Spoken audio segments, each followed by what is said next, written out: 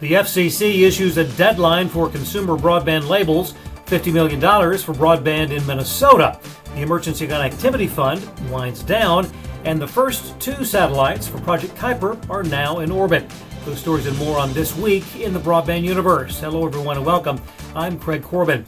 Minnesota's Department of Employment and Economic Development, or DEED, has released a request for proposals to award $50 million in broadband grants to providers statewide.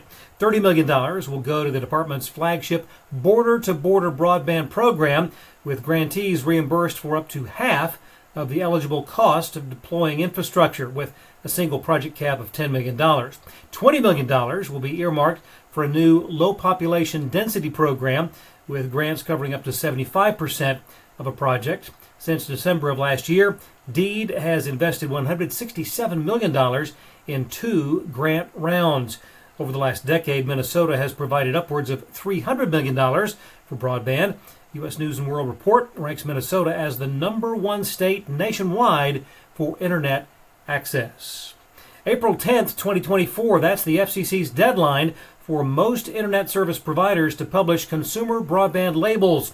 ISPs must display the labels at the point of sale, showing monthly pricing, including introductory rates, fees, and taxes, along with typical download and upload speeds and latency. Information on participation in the Affordable Connectivity Program must also be included, with links to information on discounts and service bundles. The FCC has also announced another $37.7 million in Emergency Connectivity Fund awards, with support targeting schools and libraries in Washington, Texas, North Carolina, Montana, Missouri, Minnesota, Illinois, and Colorado. ECF has allocated virtually all of the $7.17 billion in the program. In other FCC-related news, the Commission's Office of Inspector General has found that several dozen mobile service providers are apparently not in compliance with rules for the Low-Income Affordable Connectivity Program. One unnamed operator has since repaid the FCC roughly $50 million, or about 1/3 of the ACP subsidies that they had received over a 12-month period. And while on the topic of ACP, a recent study from Discovery Education reveals that while more than 80% of families surveyed believe that having high-speed internet at home affects learning outcomes, only 39% were aware of the federal ACP, and of those who were aware, only 13% have signed up for the program. The NTIA, U.S. Department of Commerce, and the Department of Defense are being sued by Legato Networks over alleged violation of spectrum rights in the 1.5 and 1.6 gigahertz range. Legato filed suit in the U.S. Court of Federal Claims and alleges that the DoD has previously undisclosed systems operating in Legato's spectrum allocation, and also that the DoD covered up the systems while making false or misleading claims to the FCC, to Congress, the White House, and other federal agencies about the effects of Legato's 5G terrestrial services.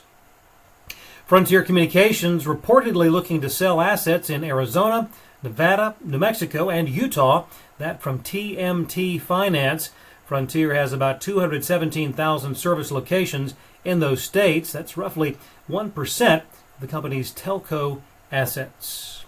Amazon Prime Day wasn't the only notable event for that company this week. Friday marked the first successful launch of 2 low Earth orbit satellites in support of the Project Kuiper initiative to develop wireless broadband connectivity in remote rural areas.